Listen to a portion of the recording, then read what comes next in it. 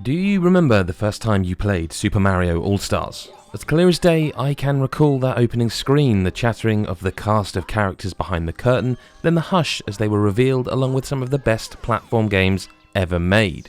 Even including the Lost Levels, which was a bonus for Western audiences, albeit that was a little bit toned down difficulty-wise. It was a love letter to the series, a pure nostalgia injection that felt like a game collection that could never be bettered, and nearly 30 years later, Super Mario 3D All-Stars is, well, sort of that, but also not quite that.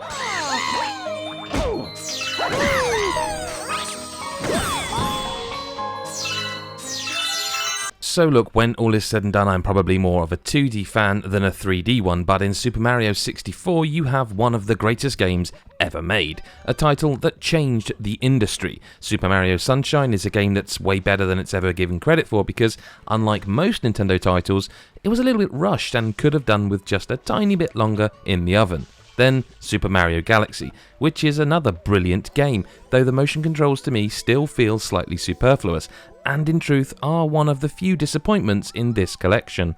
As a collection though, this is 3 incredible games, and I want to stress that these games run well, have been treated with respect in terms of the upscaling and widescreen support, and are still those same great games you love from way back when. But also, as a collection, it's a little bit bare bones. I'm not going to harp on about how the menus are lacking any of the creativity and charm of its All-Stars moniker forebear, because you don't spend hours playing a menu. The key takeaway then is that these games still play brilliantly. Mario 64 has had a sheen of paint applied to it. It looks as though someone has run the game through a smoothing process in order to make it look more appealing to a younger audience. But that has the byproduct effect of tricking your old brain into thinking that's how it's always looked if you were there at the time. Really, not much else has been done to Mario 64 though. The opening is still beautifully brief, allowing you to get right into the action, and yeah, that icy downhill slope is still annoying and will take a few goes to readjust to the controls of your. But really, Super Mario 64 still holds up. And I wondered if it would with contemporary titles, even those such as Super Mario Odyssey delivering platforming perfection. But it does hold up, and it's as compelling and breathtaking as ever. To think this scale of game was attempted back in 1996 is just baffling. Super Mario Sunshine then, I will stand and fight for. I won't pretend it hasn't got issues, and the camera still sometimes require you to wrangle it like it's a bucking bronco, but even going from 64 to Sunshine, it's remarkable how responsive Sunshine is. Nintendo has given this one the widescreen treatment, and it's done well enough that I had to stop and remind myself it didn't always look like this. It's actually a very nice visual overhaul full stop for Sunshine, because this game was another early 3D game and they don't usually hold up, but the smooth visuals really do make Sunshine sing. But it's worth having a play around with the controls for Super Mario Sunshine, by the way, because without a physical or digital game manual, the game doesn't actually teach you the techniques like spin jump, where you quickly rotate the stick and hit jump, which can also be done with FLUDD to spray water all around you. Also, if you've never played Sunshine before, stick with it, because it has got a slow start, but there are some brilliant levels hidden deep within this game. Super Mario Galaxy is the game I was most interested to try out in this collection, because my hope was that Nintendo had done some work and made it play like other 3D Mario games, which is to say no motion controls. That sadly is not the case, but there are some alterations. So you can play without motion controls, but you swap them for touchscreen controls, because in handheld mode the controls that require you to, grab blue stars to pull Mario in are replaced with touchscreen commands. Likewise, even selecting the levels from the observatory are now simple touch the blue star to pull him in. If you want to play on the TV though, you are going to need to either use the Joy-Cons, how you would have used the Wiimote, or the Pro Controller's built-in motion capabilities. And look, either are fine choices, but I had truly hoped there would be a way of playing this game without any gimmickry. It's a little frustrating because elsewhere, instead of shaking the controller to attach to a yellow star, you can just hit the X button.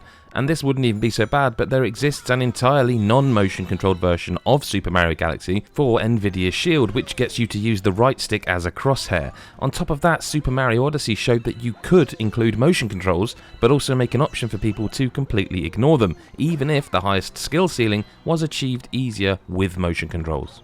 Honestly, this is all a bit confusing because while there will be people asking why the Shield version wasn't used here, the Switch's Super Mario Galaxy has been touched up visually, which suggests work has been done here to make it more palatable for a 2020 audience. There's no question when playing it that Galaxy looks gorgeous, and if there had been more accessibility options for playing the game, it would be the star of the show without question. It's still a wonderful game, of course, but it just feels like Nintendo hasn't gone as far as it could with this one. And that rather leaves me with a bit of a strange conundrum because Super Mario 3D All-Stars is, without question, a compelling, brilliant selection of three of the best 3D platformers ever made.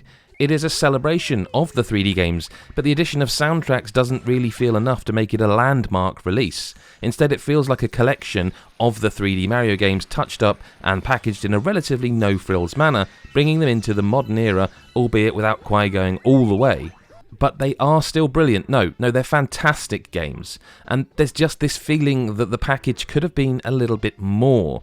Whether the year it was released with everything that's gone on has affected the way 3D All-Stars came together, we'll probably never know. But it still comes really with a wholehearted recommendation simply due to the quality of the games, which is why I'm giving it a 9 out of 10. And let's face it, you've probably already got it pre-ordered, right?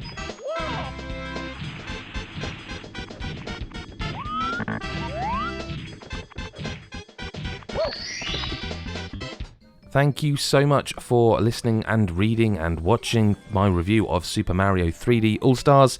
I have really enjoyed going back to these games, and I will genuinely fight for Sunshine because I still think it's a really responsive, fun game that just needed a bit longer. Whatever, you tell me in the comments, where does Sunshine rate for you in the scheme of Mario games? I know, but I still really like it. Anyway, if you enjoyed this video, hit subscribe, give us the old thumbs up, and like I say, leave a comment telling us where you think these games fall in the pantheon of the greatest games of all time. Is Mario 64 genuinely up there? Give us that subscribe, give us that thumbs up. If you want, you can hit the bell button and you won't miss the next time we have a video. Thank you so much. Visit godisageek.com, follow us on socials. You know how it goes. We'll see you next time. Bye for now.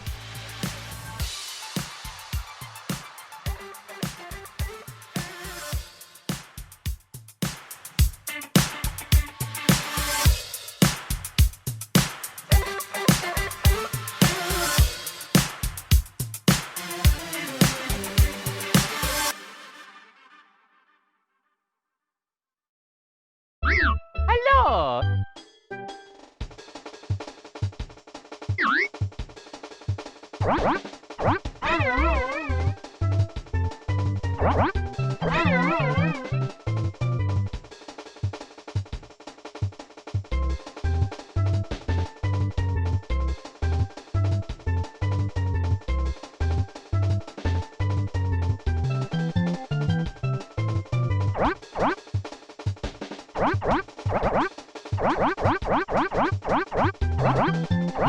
Hello!